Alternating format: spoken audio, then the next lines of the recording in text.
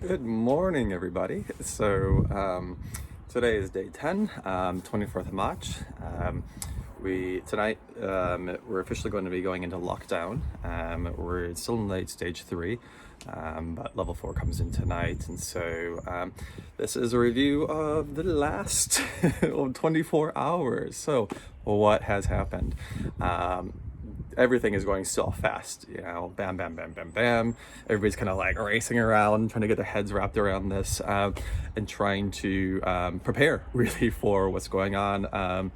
And I myself, some people have a lot more complicated situations. There's still people trapped like in the South Island, coming out of tramping from a number of days and now realizing what's happening.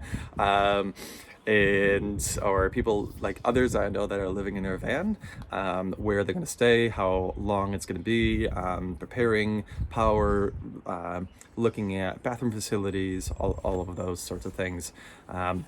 It's not easy for groups of individuals such as myself, and I really hope that everybody finds a place to bunker down and that's safe and secure. It just lowers the anxiety and stress levels significantly, but having a community works, it helps really well too, so you're not isolated. My heart goes out to the individuals if they are isolated, so yeah. So what has happened? So up in Auckland, the Auckland transportation system has officially shut down, so you cannot go on that anymore. We now have 152 cases in New Zealand, a sharp increase. That is 50% more than what we've had before. 41 of those new cases. People are panic buying guns at shops. People have lined up for guns, which is an odd thing because as of last year with the Christchurch attacks, we have banned them. So it was a red flag to the individuals running those stores. What has queuing up really, but they're just buying pellet guns. That's all they can get, so I don't know what we're gonna do with those, but like use them to smash windows for riots or breaking in. I don't know. This is a good opportunity for people who vandals and the gangs to just take advantage. It's an opportunity. People are places are shutting down. So, but we do know that the police are going to be and the military are going to be in force. Hammering down anybody who is out and about. The Countdown and Foodstuffs are offering employment to flight center staff since all the travel industry is kind of out of business, and so where are they going to go? But it's instant employment, no matter what, just job. They need it, and it's been hectic, crazy out there. Although when I went yesterday morning, it wasn't too bad because it was, I woke up at like 6:30. I was like, okay, just let's get stuff done before massive amounts of people go. And it wasn't too bad, but I was just wanting to get in there, in and out, away from everybody. I think people are pretty good overall at keeping that social distancing, more so at Bunnings than at Pack and Save. Auckland's Pack and Save has been off the charts with it. There was a study that showed that the virus after the passengers left the cruise ships, that the virus has lived up to 17 days in it. So not getting rid of it anytime soon. So it really is important to wash those hands and sanitize everything you can, if you can find a sanitizer.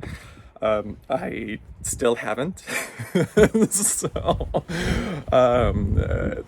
still worry, There's New Zealand has been giving now 6 months of rent free. 6 months of mortgages free to help individuals who pay for anything. I'm still impressed with the amount of support that the government has been going and giving us around this, because it's like, here's just government's giving a holiday with a pandemic with it, but it just forced holiday in your homes.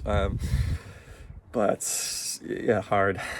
On a good note though is that I guess I found out last night that internationally been this teddy bear hunt for people who for mainly for the kids to interact. And so if people are going to go out, singular with their family bubble, that to start looking for teddy bears in the windows. So that came to attention of Wellington and Auckland, and so people have been putting teddy bears up in windows. And so now I just live over in Island Bay, so the beach is just around the corner, and some people online put up a teddy bear that was smashed into one of the concrete barriers, and people are like, oh, somebody lost a teddy bear, blah blah blah. We're like, no, actually it's the teddy bear hunt. Just to have fun, you gotta make light of it somehow and have a good time, even though how stressful and difficult the situation is for everybody. Having something for the kids is really important too. If I had a teddy bear, I'd be doing it. Actually, in speaking of which, like thinking of partners and whatnot, like I'm single, and but if I had, I was thinking, if you had take all the onesies and stuff them, into giant cuddle buddies. So if anybody's single, you can actually like hold on to them. Like, okay, it'd be nice to. It's nice and comforting, just to hold something. It's another business idea. If anybody wants it, just take it and roll with it. So by all means. So now we still have planes flying, bringing kiwis back home to New Zealand. So I know that the government now has implemented, is planning for quarantine for anybody that does come in now, because most of the cases are individuals who are abroad and coming in. There is community transmission that is happening, but the fact of the matter is that we're not getting enough testing done for this community to find out actually how widespread it is. That is definitely a blind spot that has been raised in the plans. Right now, there's not many being done. There needs to be thousands of them being done every single day within the community to find out those transmissions. Schools are now leaving for lockdown. Of course, Vic Uni has shut down. Palmerston North, UCall, where I used to work at, is locked down, but everybody's just trying to. All the students are saying you either in here locked down in the hall, or for the next however long, minimum 4 weeks, most likely longer, or go home. So it's just a mad rush to just get going back and forth, see family or where to stay and figure out where you want to be with. And then the good thing with iwis that they're taking matters in their own hand, and I don't blame them. So it's like, so they're establishing checkpoints in the East Cape. So around New Zealand, there's a part that kind of sticks out on the west side, but yeah, that's Ngāti Porou is out there, and they're establishing checkpoints along the way to make sure that they are safe, for the community safe. Northland's doing the same thing.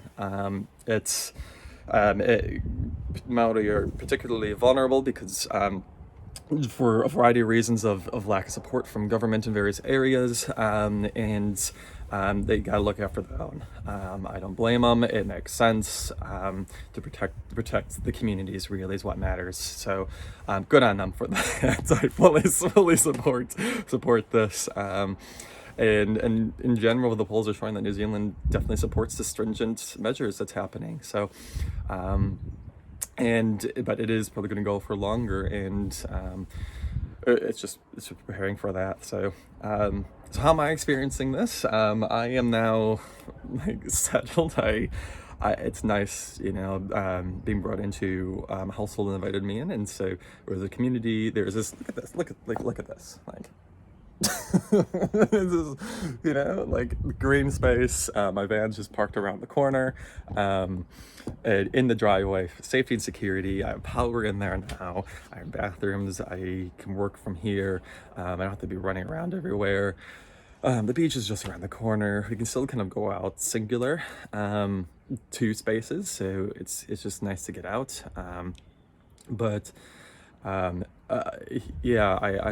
really just thankful for this, and my stress anxiety is just and part of me also is kind of excited in a way, just because it gives time for, I can go meditate, I can have time for myself, I can, we're locked down, but it's all new, it's all really weird, and as horrible as this is, and lots of people, lots and lots of people are dying around the world. My anxiety, I still have that filter of the coronavirus and worry about getting it.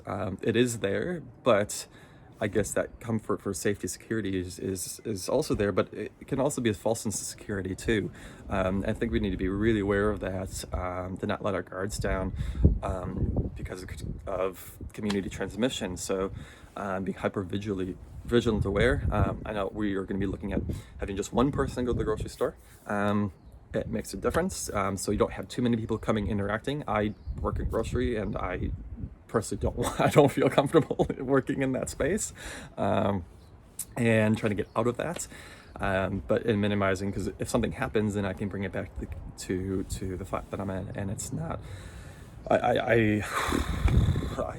Yeah, for my own health and safety and sake, and for everybody else. So don't want that to happen.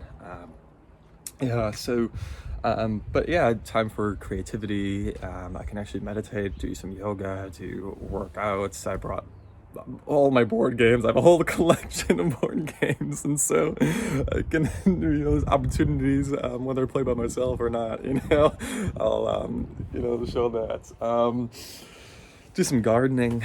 It's a really nice time to actually reflect and finding where your values are too, where it stands and what you want to do, and make impact. So I've been talking to the family a lot and FaceTiming them in America.